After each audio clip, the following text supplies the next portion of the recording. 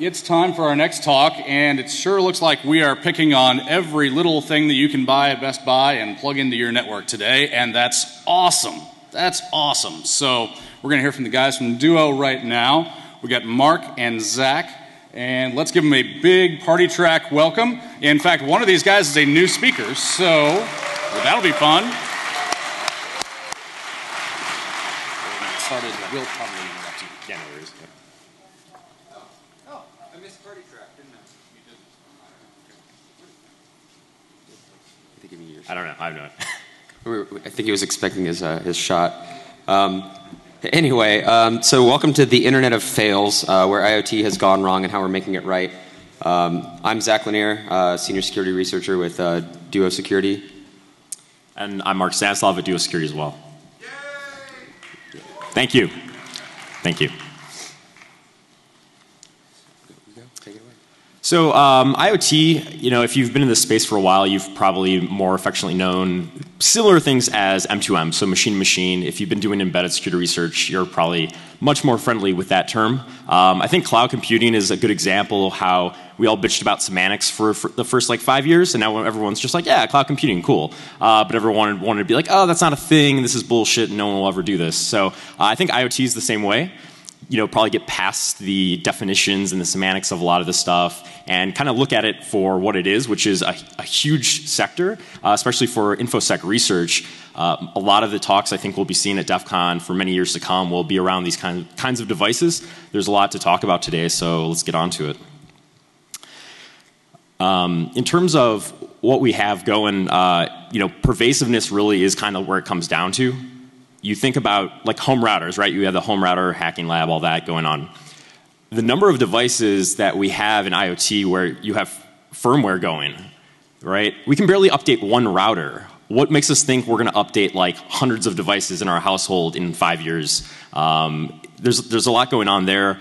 The attack surface, whether it's a business or whether it's your personal life, right? You're going to bring the stuff in IoT into your offices. And if you do penetration testing, I'm guessing you're hoping people are going to bring these random things off the shelf at Best Buy that reverse proxy out into the office. That would be great for you.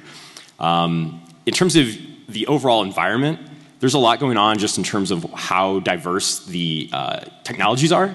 So the ecosystem is really messed up right now. You see companies, big and small, trying to standardize and make sense of it all, but really we don't see that quite yet, and I don't think we will for a while. Part of the cool thing about IoT right now and where we're at with a lot of technologies we'll talk about today is you can innovate really easily. You have a lot of agility, and IoT is really taking advantage of that right now. So how do you patch a bunch of firmware on the devices? Do you auto-update? Do you have people manually do it? What's that going to look like, again, when you're at scale? And then the problem we've always had with embedded hardware is you get random, ODMs, you have firmware that no one's actually done a security audit of, kernels that are 15 years old, and this is the kind of stuff that we're putting in our networks right now. So even though the device is new, the actual technology underlying it is probably not. Ecosystem overall. If you buy an IoT device, guess what? That IoT device probably has 3 or 4 services behind it from 3 or 4 other vendors. So you're not just buying a piece of hardware and putting it on your network. You're buying a piece of hardware, putting it on your network, and then it's calling out to 3 other services that then have data that you have for your device to function, or service accounts to make it tie into something else you're doing. So where does your data go when it goes to the IoT? It's the same problem as cloud, right? Where's my data at? With IoT, you definitely don't know where it's going. At least with cloud services, you at least know who, what provider might have it. With IoT, you're kind of just blindly trusting that the person that created that hardware has a good service provider on the back end. And like I mentioned, reverse proxy connections. If you haven't done this kind of research yet, you'll see a lot of devices traversing through all of your perimeter security, going out to the internet, and then exposing web interfaces on a public port through one of their service providers. So again, for attackers, this is kind of a big deal. Internet of Things, line of insanity, trademarked by me unofficially. So if you think about IoT and you think about attack surface, right? IP cameras seem crazy because they're a camera in your home recording you, audio, video, whatever. But really, that's kind of the purpose of this realm of technology. It's convenience. Yes, there's some risk, but at the same time, if I'm in Vegas, I can see my home right now, and that's pretty cool. If you go down the line, though, an egg tray that's connected tells you how soon your eggs are going to expire. That really kind of solidifies the insanity part of this for me, because imagine what company wants to be the company that gets breached by an egg tray in their office. We get really, really scared when fridges start sending spam. How about you actually have someone running code execution from your egg tray, or running Wireshark from an egg tray? That should scare you.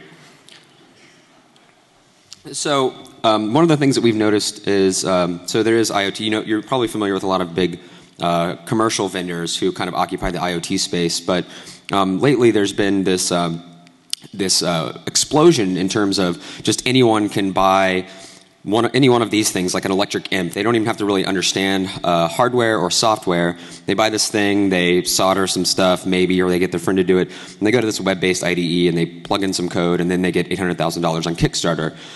So hardware is really, really cheap and very accessible, and the possibilities are endless here, and it's great because anyone can do this. But at the same time, any one of these pieces of hardware might have its own security-related idiosyncrasies. The people developing the software, the people running the services that back some of these pieces of hardware might not actually have any security experience or actually apply any controls whatsoever. So, the low barrier to entry is $25 to become a new IoT vendor. I don't know if any of you are familiar with some of the Wi-Fi enabled light bulbs, but this is one of the things that we started to think about. We actually have some Wi-Fi enabled light bulbs back in one of our offices, and you see something like Philips, which is a $60 Wi-Fi enabled light bulb, which you would assume, let's just all things being equal, Philips probably took into account some security measures, maybe. But then you have the $23 kind of Alibaba special that comes from who knows where, made by who knows who, and probably not as robust from a security standpoint. So if you were going to be deploying these light bulbs across your office so that you could maybe cut down on your electricity bill and automate some of the lighting, what are you going to pay for? Are you going to pay the $60 or go to this as low price point as you possibly can? So this is kind of, I think, really represents Mark's point about the IoT ecosystem. It's basically stacks all the way down, right? Just like with mobile, we've built on top of existing services and added in a whole new device running its own software stack with its own vulnerabilities and its own hardware issues. So have we done with IoT as well, because now we have mobile apps that control these devices and they talk to web services. So there's just this spaghetti of so security much connect. So to point out, if this then that, we're not talking about vulns and their service or anything else, but we want to talk about kind of the principle that when you have all these embedded devices on your network, the next thing you want to do is connect them all, clearly. You want them to do cool things, and some of it's practical, right? Like my example here, you have a CO2 monitor. If all of a sudden CO2 goes up, aside from, of course, like alarms, maybe the light bulb turns red, or some other way that can actually, permeate your household or your office space to add value to what you already have deployed for technology. However, if you have 110 platforms and if this then that, what happens when they have tens of thousands of users and they get compromised? What does that mean for infrastructure, for businesses, for personal homes? What could you do if you had access to APIs? Maybe you found a vulnerability in one of the APIs that they're using for customers. What could that mean to people actually leveraging these platforms? So government, of course, at DEF CON is always a tricky topic. I think, though, if you've paid attention, the FTC is ideally there at all times to help consumers protect their interests, whether that's companies lying to you, that's companies saying that, oh yeah, we secure your stuff, don't worry about this. It turns out they don't use encryption or whatever else. So FTC's actually been pretty forward on this. They've had panels at CES. They have meetings talking to different people in this space. But TrendNet, which we'll talk about an example here in a second, that was actually a case where they came down pretty hard on TrendNet because they had a vulnerable IP camera with a pathetic vulnerability that should never get out the door from any respectable business, and it put a lot of people in danger. So. For better or for worse, there is government oversight in this space. And so the people in this room, like, you don't want to be left behind. If the government's ahead of you in technology, we've got a problem. So think about what you're working on. That would definitely set a precedent. So just to kind of give an overview of some of the challenges that small vendors in particular face, and large vendors as well when it comes to IoT, we'll just kind of run through some of these. So even obviously the talk that preceded ours, and many of the talks that will probably happen throughout this entire conference, and I'm sure none of you are strangers to this, but hardware security is kind of can be a death knell for a lot of these devices. And as we showed with the $25 to $130 devices that are out there, a lot of these devices that are out in production use just sort of generic system on chips or development boards, and they're designed to basically facilitate rapid prototyping, quick development. They don't really have a lot of security features for a variety of reasons. Maybe they just want to make it as agile as possible. They want to make it as quick as possible. They want to have low power consumption. They any number of things. And another thing that can be overlooked is the prevalence of the same components. If they're using the same SoC, or if they're using the same microcode, or any number of things, finding one issue in one of those things could affect a whole swath of devices that it might not even be by the same vendor. Like we said, there's almost no expertise required to really become an IoT vendor at this point. So the kind of least common denominator this is, I'm not really a great hardware hacker, but this is cropped up time and time again, is literally like these devices getting shipped out in production with things as simple as UART headers still exposed, and you just drop right to a root shell on one of these devices and you start stealing all the things, and then you go and repeat that on every other single one of those devices. Software security is still a big issue here as well, because a lot of the environments that, electric imp in particular, or as an example, you're kind of restricted as to what language you can actually develop in. So that might, people might not necessarily, if it's something like a really low end or really great embedded device, you might have to learn C, and people continue to fuck up and not learn C correctly. So they do things like use functions that they're not supposed to, right? There's dangerous behavior repeating itself because me write C pretty one day. So it's just sort of history repeating. And then because you might be picking a platform that restricts your language, you might be also restricted to what operating system you can run as well. And if it's an operating, if the OS is already loaded there, or you're using some vendor-provided OS, they might not have taken into account simple things like exploit mitigations. They might not have even done things like DEP, ASLR, or NX or XN. They might not be doing any sort of linker mitigations. Nothing. So even just an example over here from an embedded device.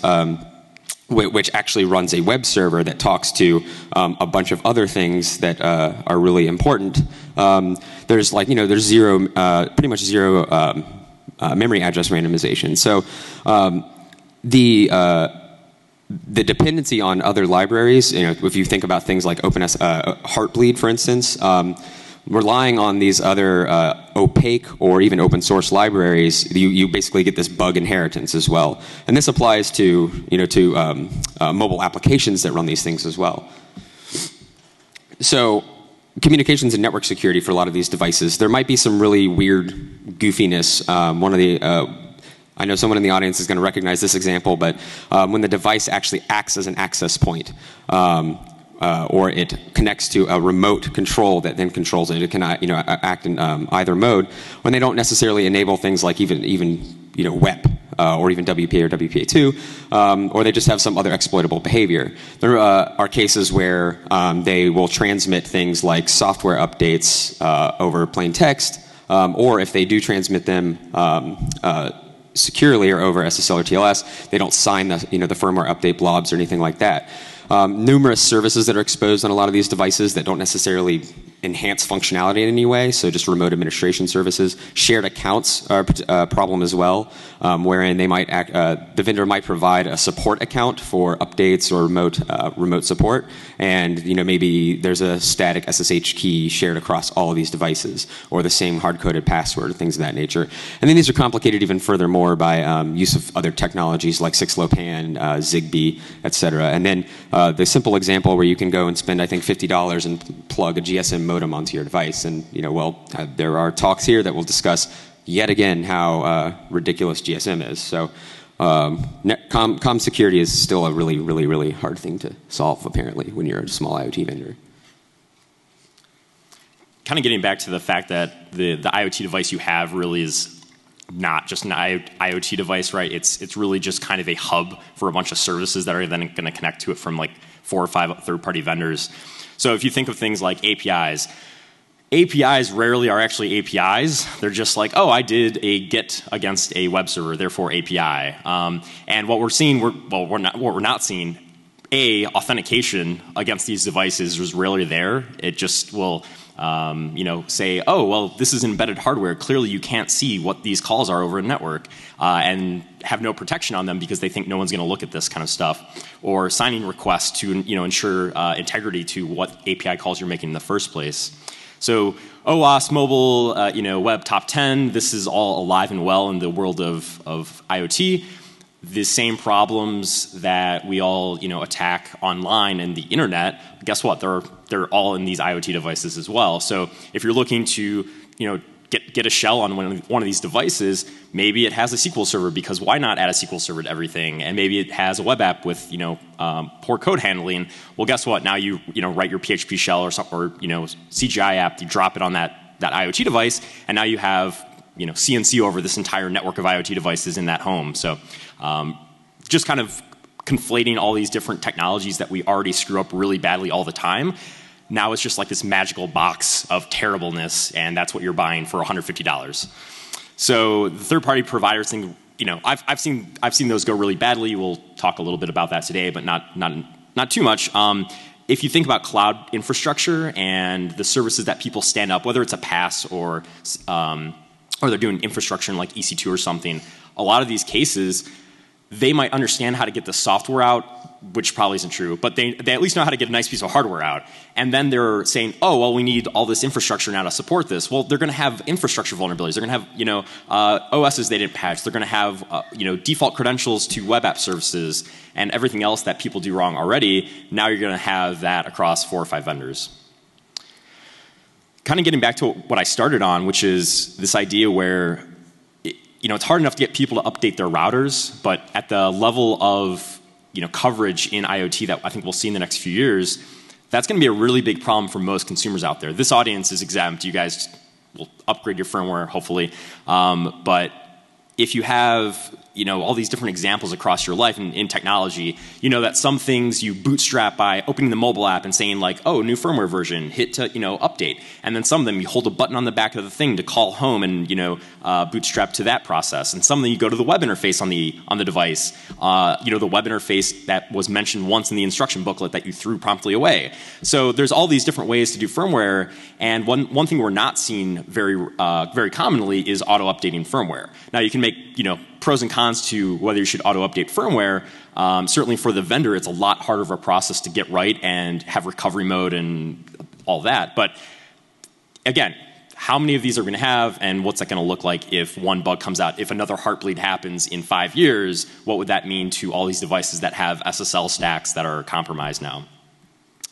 So let's jump into some failures. We're going to kind of start it. So a lot of this section of the talk is really an anti-pattern talk. What happened, why it's wrong, how you should be doing it right, because I think that's a pretty good methodology to help people understand what's going on.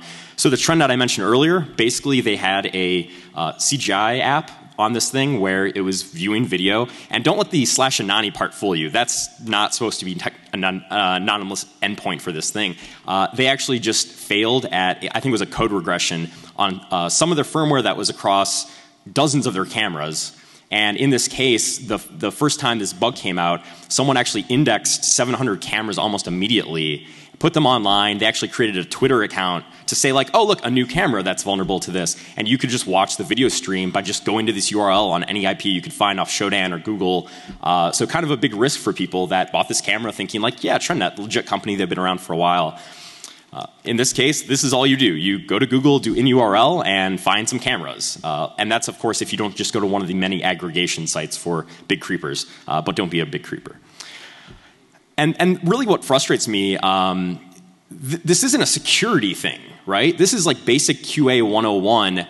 does your admin have access to admin pages? Do your guests have access to guest pages? And can your guests get to admin pages? The answer should be no. And they didn't take the time to like run a curl script on a loop or Selenium test or anything else that would have very quickly caught that this was a problem.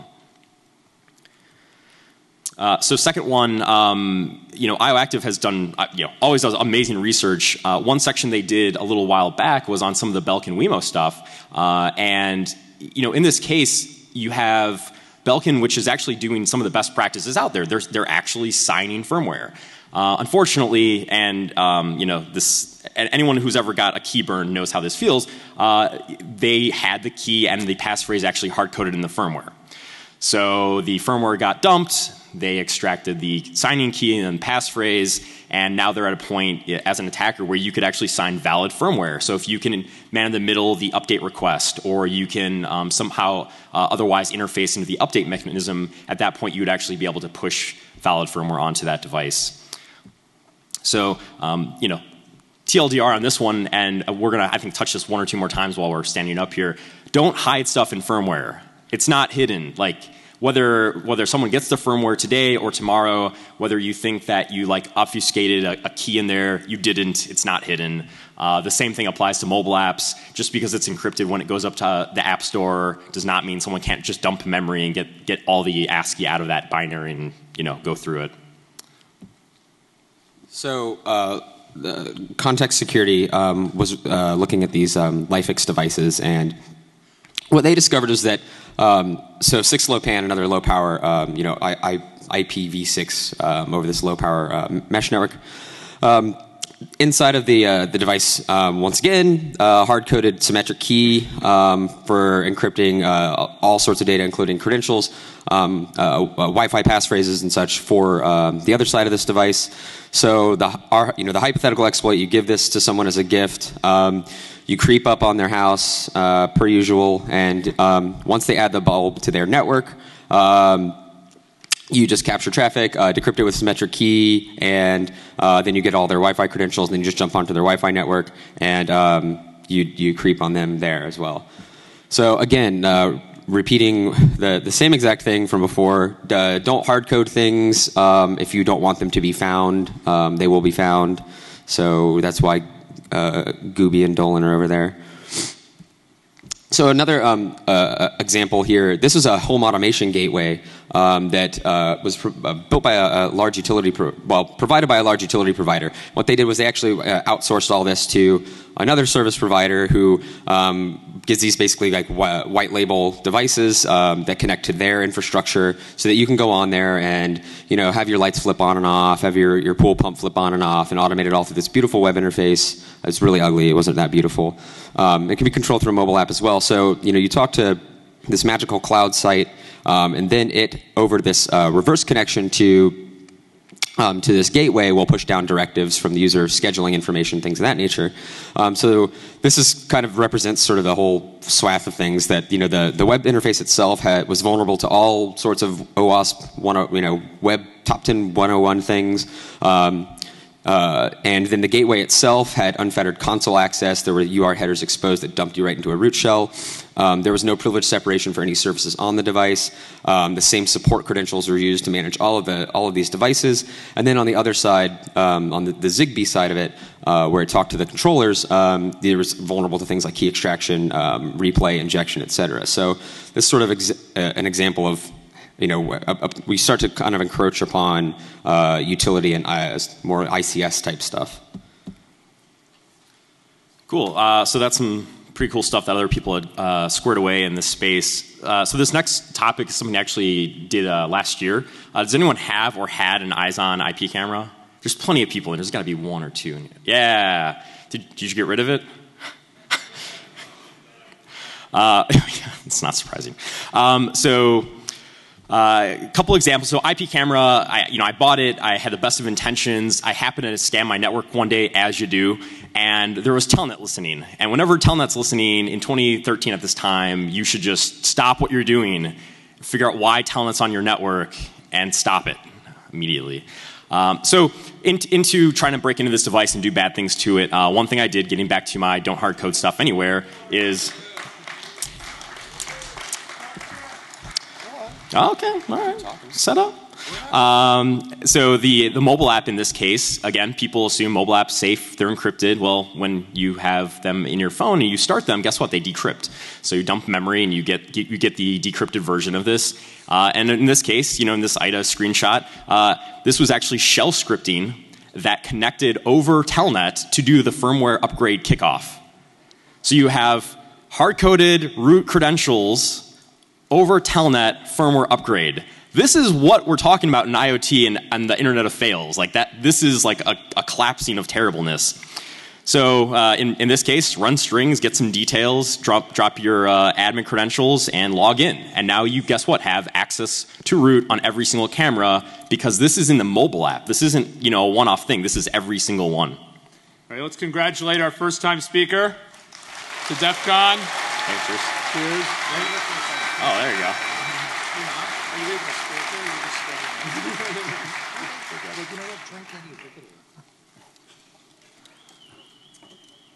Oh, I feel so much better now. I just want to point out, I love that Internet of Fail comment about the Internet of Things. Is there anything different? Isn't that just a synonym? Well, it's true. It's where we've been for ages. So if you are ever in charge of this scenario, do not use Telnet. If you do, you're not at DEF CON, so let's face it, your guys are fine. And don't hardcode passwords. Another example, and this gets to the service layer. So Amazon Web Services was being used to actually store the video recording. So if you had an alert, like a motion alert, sound alert, it would record it, drop it to S3. Your mobile app would then go, hey, I need to see that alert, and then it would pull it up. So in this case, there was no authentication required to hit the endpoints for S3. So they weren't using IAM or any of the other very smart ways you should do things. The files were protected with MD5 strings, probably for the actual file digest. And there was no SSL. So A, if you're in a coffee shop and someone's on the network, guess what? They're going to see the same video you're watching on your phone. B, if you have a shit ton of time and a cluster and want to piss off AWS, you could probably get through a little bit of key space and maybe find a video or two. But it's one of those things, you take something as simple as upload a video and store it. They don't encrypt it. In transit, they don't encrypt it at rest, and they don't actually protect it with anything more than just a file name, unique file name string. So if you thought your video of you getting out of the shower and walking by was going to be deleted off the internet securely, I wouldn't hold hope out. So yeah, simple things like AWS has identity access management. It's very easy. You can give credentials per user, block things off, put it in the mobile app, make it connect out and actually do API calls the right way, and segment data. Also, hey, Amazon, you could actually just encrypt before you upload. Simple as that. And yes, good. Cat video is cat videoing. So you guys enjoy that for a second? Okay. Getting back to my tirade against APIs. Is it the always poorly implemented or is the lulsec? Okay. So API calls, in this case, the API calls that were actually going out, again, without SSL, because why would you encrypt anything? And the secret token in the API call, this is how you can tell always poorly implemented is true. The secret token was just the user's password that was MD5'd. So if you didn't already have their password and you were on the network with them, you sniff, rainbow table that, crack it because they were going to be a terrible password anyways, and now you can just log in as that person and look at all of their video real time and see them when they're getting out of the shower. One thing that happened here which really pissed me off, and I made that very clear to the vendor, is they actually took my password that I signed up with for their service and transmitted the MD5 sum to their vendor, and they thought that was like okay to do. So when we do things like use 1Password or LastPass or Dashlane or whatever, and we're like, yeah, we have 1Password per site, guess what? I didn't know that this was a vendor. So if they get breached, I'm not like changing my password because I don't think I'm impacted. But I am, because they've passed my password on to someone else without telling me about it. So I think one thing that helps is looking at kind of the big picture of what's happening in IoT. Remember, this is one device. All of those things that you're seeing on the screen are either a direct vulnerability I found, just a terrible failure of best practices, or just a total compromise of security for all customers. To the point where they actually had hard-coded Amazon S3 credentials in the mobile app. Remember how I was just saying that Amazon S3 was the place they stored everyone's videos without any kind of segmentation? So we're supposed to say that this vendor is redacted, but yeah, whatever. So these are real issues that we identified maybe six or 7 months ago, almost, well, even longer. Basically, just to kind of give you an idea, this device is basically a little embedded device. There's a mobile app that goes with it, and you can pretty much control everything through this mobile app, and it talks to AWS and pushes messages back and forth and down, and uses electric imp for the hardware platform, so do your homework.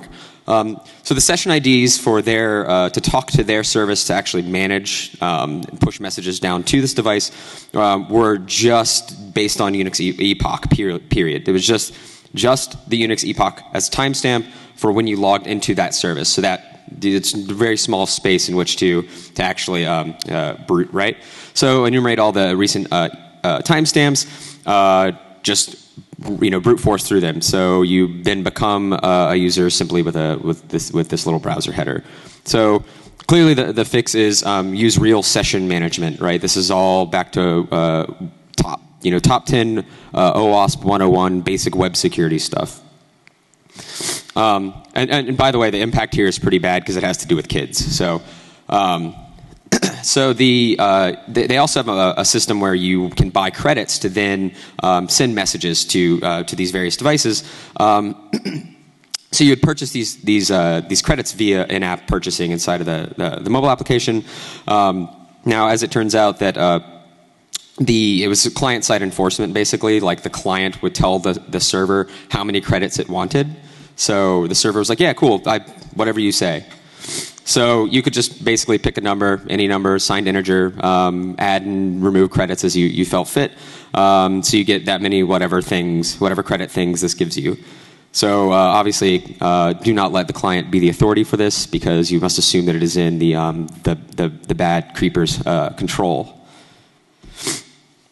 Excuse me. So there was also this sort of not really a confused deputy problem, but just basically a major fuck up where the analogy here is if you are using something like Facebook, I send you a friend request, you have to then accept or reject that friend request before we see each other's stuff, right? Technically, like that's generally how it works. Here, however, you could ask the user or whoever your target is to be your friend and immediately access their stuff. So you could start sending messages to this device. So, ask user to be your friend. You get some stuff back about the user, and then you can just start sending messages to their device. So, obviously, have a real authorization process for all of these things, and don't actually transmit anything about the target back that the attacker could then use. Actually have that control be on the target's side. And then, of course, there is the heartbleed discussion that doesn't seem to want to die. So you've got mobile apps speaking to embedded devices. You've got embedded devices speaking to remote services and back and forth. There's been these stats. I think it was something like 300,000 services have still been identified live out on the internet that are vulnerable to heartbleed, probably other things as well. But you have to ask yourself, what about these devices that are deployed internally, or the services that they're talking to, or even the clients? Are the clients actually vulnerable to heartbleed? Obviously, that's been demonstrated as well.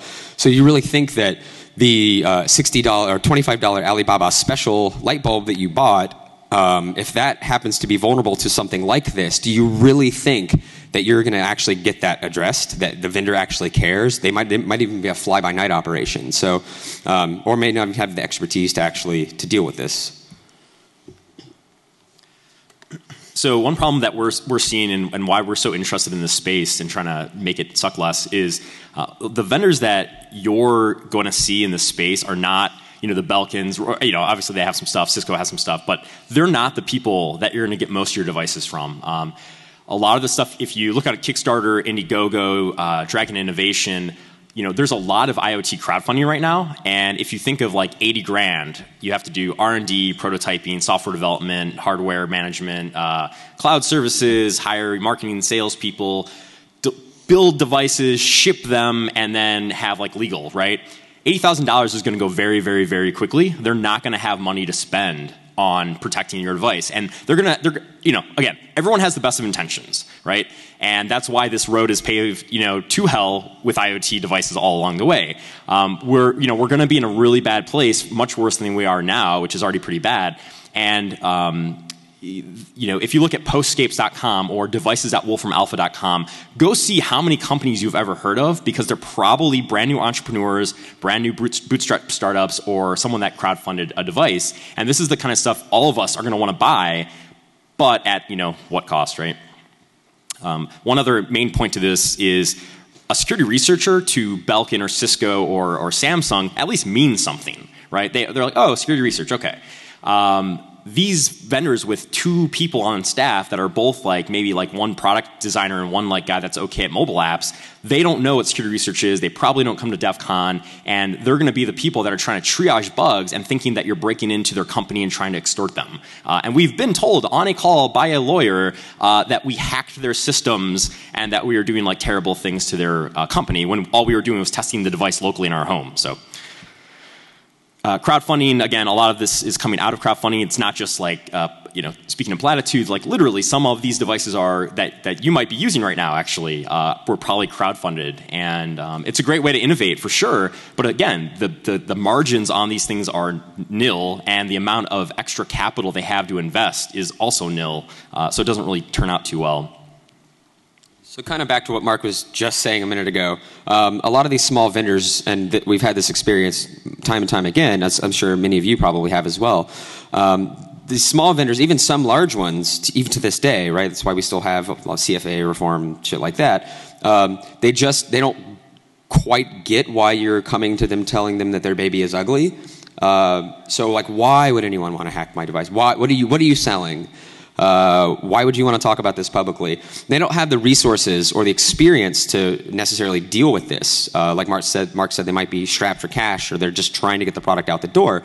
So the nascency of this space as well means that certain researchers, even if you're badass, super mega cool exploit dev, but haven't really ever interacted with an IoT vendor before, especially one of these smaller ones, you might not know how to approach them. So we'd kind of like to bridge that gap between, much like other initiatives I've done before for the traditional space. We'd kind of like to make sure that stuff gets fixed and that you all stay out of jail when it comes to IoT.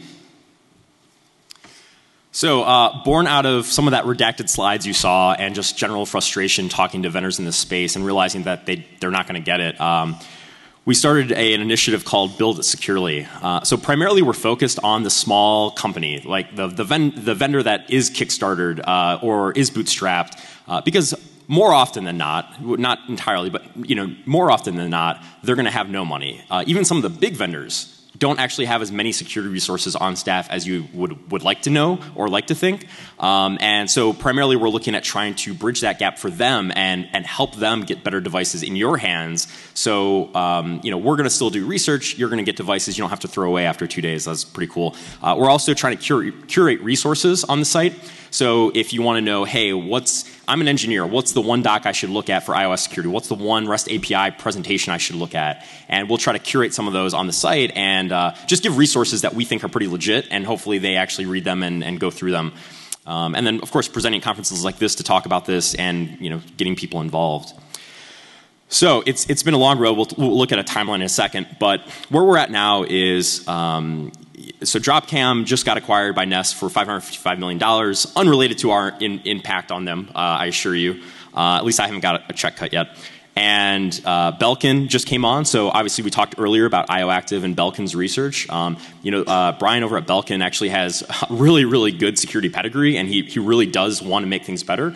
So we're going to be working with his team as well to give them some extra resources to make things more secure for all the cool stuff they have coming out. DipJar is actually a incubator startup out of Boston.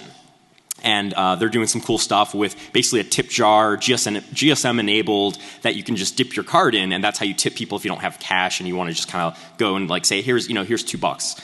And who else do we have? Pinocchio, which is actually a system-on-chip vendor. You might have saw them in earlier slides. Zendo is a stealth startup right now in the IoT space. They're going to have a pretty large product line coming out here. Fun fact, the CEO of Zendo is actually the former CEO of STEM Innovation who made the eyes-on camera. He saw my research previously, and at this new company, he doesn't want to do it the wrong way. So we get really cynical about companies not giving a shit, but I had a cold call from a CEO of someone I burned in the news, and he reached out to me to have me come in and give security lectures to his engineering staff. So it's not all like doom and gloom as much as we might pretend. There are companies that are trying to work hard on security, and we should try to support them. So amazing researchers, IOActive, Stephen Ridley, Stefan Chenette, Don Bailey, NCC Group as a whole. Did we forget anyone? Zach and me being jerks. And then BugCrowd is providing their entire platform pro bono to us so that researchers can triage bugs to vendors through a private communication between them. And the best part about all of this is all the researchers are basically doing this, one, because they want to help some people, two, because they're going to get research done and not be sued for it. They already have opt-in from these vendors. So, these are some pretty awesome companies, some companies you might not have heard of up here, but these are really interesting companies doing some pretty impressive product lines coming out in this space. And we're going to have researchers looking at pre-production hardware, doing assessments against them, getting them bugs, and actually making these devices better before they go into people's hands rather than after. But again, they'll be at DEF CON hopefully next year talking to you about some of the stuff they broke, because that's part of the deal. And in terms of timeline, we just started this up in February at B-Side San Francisco. We've really been kind of spinning things up pretty slowly. We don't want to have a situation where we say like, oh yeah, every researcher on Earth get involved in this. Like, we're not trying to have the largest list of people. We're trying to have the most output and the most production. And sometimes you have to kind of do the walk before you run. So far, so good. We actually just in July shipped hardware from Pinocchio to 2 of our researchers. So that's kind of our first line in the sand that, hey, we accomplished something we were trying to accomplish. And we have a lot more coming out for the next few months. And we'll be bringing more researchers on. We have contact details at the end if you want to look at some of that. But Pinocchio's got the hardware, BugCrowd set up for our vendors at this point. We're still kind of doing some of the stuff that we all deal with already, which is like timelines, triage, when do bugs have to get fixed, when are we going to drop bugs, and just some of the stuff that any kind of coordinated disclosure goes through when you do this sort of process. And we're growing. It's not about, again, it's not about having the most people on our website. It's about having the most people getting shit done and associated with us, which is something that our vendors have taken kindly to. They don't want to have you throwing 300 people at them, because it's hard for vendors that don't have security in-house to understand how to work with vendors. So we're actually doing a lot of knowledge transfer and teaching vendors in this space what security research is, how it works, why people do it, why we're at DEF CON in the first place, right? So what does it all mean? What's the conclusion? So basically, what we've learned is that people can actually be altruistic occasionally. There is a lot of cynicism, but sometimes people can suspend that or actually erase it entirely. And don't be afraid to actually reach out to people, and vice versa. Don't be afraid to. We encourage collaboration. We want people to want to do this. We want this to be a community effort. So we can actually have an impact, and that's why we've partnered with like I Am the Cavalry, for instance, because this kind of falls in line with some of the stuff that they're doing, and it gets us visibility and gets them resources. So, of course, we did have some aggressive goals initially, but we stepped back and kind of just made it a little more comfortable. We doubled the timeline basically, and since these people a lot of the researchers are doing this. Pro bono, they're doing this, of course they get the added benefit of maybe business, but they're doing it for us pro bono. They're pretty busy. They have day jobs, so do we. So this is also us, kind of taking spare cycles and working on this project.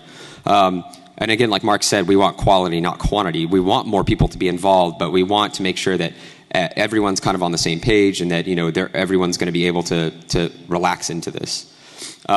And then measured successes and milestones. I mean, so far we've done pretty well in at least hitting some pretty significant milestones. They might not seem significant to a lot of people or in the grand scheme of things, but it's definitely accelerating us toward where we want to be. So IoT is still malleable enough. This is still a nascent enough space that we can actually have an impact versus some other spaces like Web security has been solved or some shit, but we're not having to like kind of shoehorn all these fixes into everything else. IoT, we can actually kind of make a difference now before it becomes catastrophic. This could also help consumers make better decisions as well if they see not really so much an underwriter's laboratory type thing, but maybe something similar. It would at least give consumers a sort of a yardstick to say, oh, well, this has been vetted. This vendor clearly cares, and people can kind of decide with their wallets, right? So we figured that if nothing else, and this goes completely haywire, we at least helped a few vendors. We at least got some researchers to do some cool stuff, and at the end of the day, that's not bad. So the site is builditsecure.ly. You can also reach, there's a mailing list, which I think we actually didn't mention. The mailing list, the thing about that is we have both our vendors, our partners, and the researchers all on the same mailing list. So there's no siloization of everyone, like, let's talk bad about this vendor over here. It's created a very nice open communication medium where if there's a question, somebody says, oh, I'm going to be deploying firmware XYZ soon. Does anyone want to help me test it? That happens just universally. There's no siloization whatsoever. The Twitter account is at Build It Securely, and of course, Mark and I can be reached at these two, duo email addresses, and you can stalk us on Twitter. So with that, I think we have a couple minutes left if there are any questions. Otherwise, you can meet us in the chill out lounge afterwards. And thanks. Thanks, guys.